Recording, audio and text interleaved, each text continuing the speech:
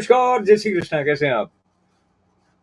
पार्थाय प्रतिबोधितां भगवता नारायणेन स्वयं व्यासेन ग्रथितां पुराणं मुनिना मध्ये महाभारतम् अद्वैतामृतवर्षिणीं भगवतीम् अष्टादशाध्यायिनीम् अम्ब त्वामनुसन्दधामि भगवत् गीते भवद्वेषिणी। गीता माता की जय जयकार करने के साथ साथ हम अपने आत्म स्वरूप में स्थित होने की स्मृति या बोध का सत्कार करते हैं। मौन के बिना शब्द अपना अर्थ खोलते नहीं है, और एक ऐसा मौन जिसमें महामौन का मौन आकर मिल जाता है, वो संतों की कृपा से ही संभव होता है। शास्त्रों के वचनों को आधार बनाकर जीवन का निर्माण करने की जो प्रज्ञा है, वो गुरु कृपा से हमारी जागृत होती है। तो फिर एक ऐसे आनंद का स्थान सतत स्थायी रूप से हमारे भीतर बन जाता है, जिसके बारे में श्रीमद् भगवद गीता बारंबार करुणा करके हमारा ध्यान ले जाती है। इतने लंबे वाक्य के बाद में संक्षिप्त बात भगवान श्री कृष्ण के और अर्जुन के इस दिव्य संवाद में से गुण त्रय विभाग के पहले भी महत्वपूर्ण अध्याय आ चुके हैं, जिसमें भक्ति योग भी आ चुका है। भगवान ने कर्म योग के बारे में भी बताया है।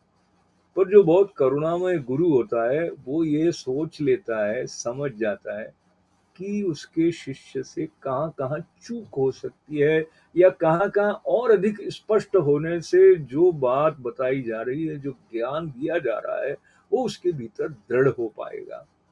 तो 14वें अध्याय के बाद में हम पुरुषोत्तम योग की तरफ भी बढ़ेंगे, और ये बताया जाता है कि सत्वगुण को बढ़ाने के कई संकेत और प्रेरणाएं 17वें और 18वें अध्याय में है, जो कि 18वां अध्याय समापन की तरफ ले जा रहा है। तो जैसे कि हम अगर ये समझें कि हवाई जहाज उड़ाने से पहले उसके अंदर जो कुछ संतुलन होना चाहिए, उसके पंख हैं वो व्यवस्थित हैं या नहीं, या और कुछ छोटी छोटी जो बातें हैं उनका ध्यान देने की आवश्यकता रहती है, उसी तरह से अपने शिष्य को मुक्त गगन में उड़ान भरने के लिए आत्म स्वरूप के बोध के आलोक का प्रसाद देकर साक्षात पद्मनाभ जगत गुरु योगेश्वर तैयार कर रहे हैं। इसलिए कहाँ कहाँ चूक हो सकती है उसका संकेत भी वो करुणामय करते हैं। अब आप देखिए, सतोगुण, रजोगुण, तमोगुण, इन तीनों गुणों को बहुत अच्छी तरह से भगवान बता रहे हैं। 9वें श्लोक में सत्वं सुखे संजयति रजः कर्मणि भारत ज्ञानमावृत्य तु तमः प्रमादे संजयत्युत। तो इसका सीधा अर्थ तो ये है, इसमें सुख, कर्म और प्रमाद में तीनों गुणों के साथ में जीवात्मा जो जोड़ा जाता है, उसकी बात बताई जा रही है। तो कहा, ये अर्जुन, सत्तो गुण जो है वो तो सुख में लगाता है, और रजोगुण कर्म में लगाता है, और तमोगुण तो ज्ञान को ढक देता है और प्रमाद में लगा देता है, सुस्त बना देता है, आलसी बना देता है, अकर्मण्यता की तरफ ले जाता है तमोगुण। लेकिन जो बादल के कारण जब सूर्य छुप जाते हैं, तो भी सूर्य तो होते हैं ना, उसी तरह जो तमोगुण है वो क्या करता है कि जो आत्म आदित्य है या आत्मा रूपी जो सूर्य है, उनके प्रकाश के ज्ञान को तमोगुण छुपा देता है। फिर कुछ करने की इच्छा ही नहीं होती है और कर्तव्यहीनता हो जाती है। जहां-जहां जो कर्तव्य हमारे लिए निर्दिष्ट है, उसकी तरफ ध्यान नहीं जाता है। आलस्य, आज नहीं कल कर दूंगा, नहीं किया तो क्या, इस प्रकार के जो तर्क हैं, उनकी जो रचनात्मकता है, उसका मूल हम तमोगुण की प्रधानता में देख सकते हैं। तो तमोगुण के कारण जो विवेक होना चाहिए सही और गलत का, वो भी छूट जाता है। तो इन गुणों की स्पष्टता को लेते हुए जो 10वां श्लोक है उसका भी स्पर्श कर लेते हैं। रजस्तमश्चाभिभूय सत्वं भवति भारत। रजः सत्वं तमश्चैव तमः सत्वं रजस्तथा।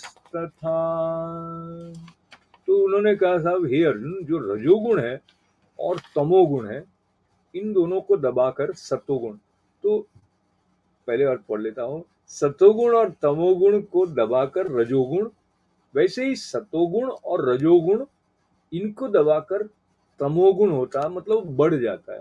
तो इस श्लोक को मूल में एक बार फिर देखें। रजस्तमश्चाभिभूय सत्वं भवति भारत। तो रजोगुण और तमोगुण को दबा करके तो सत्वगुण बढ़ जाता है, और रज और सत्व इन दोनों को दबा के तमोगुण बढ़ जाता है। और तीसरा युग्म क्या बचा, और तमोगुण और सत्वगुण को दबा करके रजोगुण बढ़ जाता है। तो ये भी एक रोचक और महत्वपूर्ण बात हमारी समझ की है। इस समझ को लेके देखिए, हम में से बहुत लोगों ने ऐसे सुना होगा, अरे आप तो मंदिर जाते हैं फिर भी ऐसा कर लेते हैं, ऐसा कैसे सोच लेते हैं। और बल्कि सामान्य साधकों की बात छोड़िए, बड़े बड़े जो प्रतिष्ठित महात्मा जन हुए हैं, वो भी अपनी अवस्था से, अपनी स्थिति से स्खलित हुए हैं। ऐसा अभी भी अखबारों में हम पढ़ते रहते हैं। तो शास्त्र हमारे ऐसा कोई सर्टिफिकेट नहीं देते कि आपने गेरुआ वस्त्र धारण कर लिया मतलब हो गया सब कुछ, ऐसा तो नहीं कहते हैं। और वो ये भी नहीं कहते हैं कि आप अमुक मंदिर गए तो आप हमेशा के लिए अंदर से रूपांतरित हो गए, ऐसा तो नहीं कहते हैं। बता तो भगवान रहे हैं कि ये तीनों गुण है। अच्छा, इसमें पहले ये भी स्पष्ट किया है कि इन गुणों का जो प्रधानता है, वो तभी रह पाती है जब जो सत्व स्वरूप, जो सत्य स्वरूप है, जो आत्म स्वरूप है, वो जो कि इनके ऊपर आरोपित होता है, ये उससे ध्यान हटाकर जीव को बांध लें। तो गुण अपने आप में गुण है ना, नाम ही गुण है। तो वो हमें बांधे, ऐसा उसकी वृत्ति सतोगुण में होगा तो अलग ढंग से काम करती है, तमोगुण है तो अलग ढंग से काम करती है, और रजोगुण है तो अलग ढंग से काम करती है। पर मूल बात यह है कि हर एक गुण जो है वो बांधने वाला है। तो ये बात हमारी समझ में आती नहीं, क्योंकि हम गुणों से काम कर रहे हैं। तो इसलिए वो साक्षी भाव वाली जो बात है, ये सारे जो सूक्ष्म स्तर के संकेत भगवत गीता दे रही है, तो साथ साथ कुछ स्थूल उपाय भी बता रहे कि कैसे वो हमारे व्यवहार में, हमारे आचरण में आ सकें। मुख्य बात यह है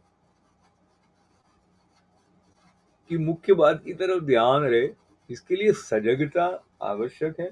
और वो वाली जो सजगता सतोगुण प्रधानता के द्वारा जागृत होती है, वो गुणों से परे ले जाने की दिशा में सहायक होती है।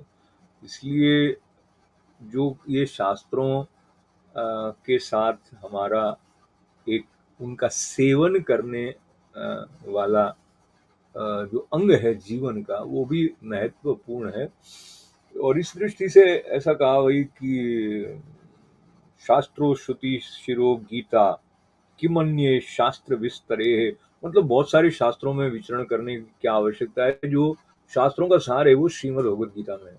तो हम तो उत्साह के साथ बैठे हैं, प्यार के साथ बैठे हैं, तो आपके सत्कार के साथ बैठे हुए हैं, तो आपको आभार पहुंचाते हुए सबके मंगल सबके कल्याण की पुनः पुनः प्रार्थना। ओम पूर्णमद पूर्णमिदं पूर्णात् पूर्णमुदच्यते पूर्णस्य पूर्णमादाय पूर्णमेवावशिष्यते। बहुत धन्यवाद। जय श्री